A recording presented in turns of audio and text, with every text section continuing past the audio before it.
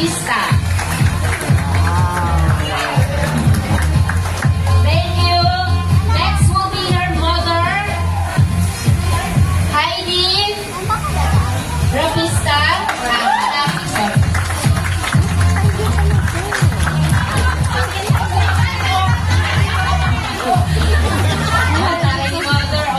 Okay, so next is the grandparents. Start with her grandmommy, Rosemary Rapista, with his behalf, Roger Rapista. Ngayon,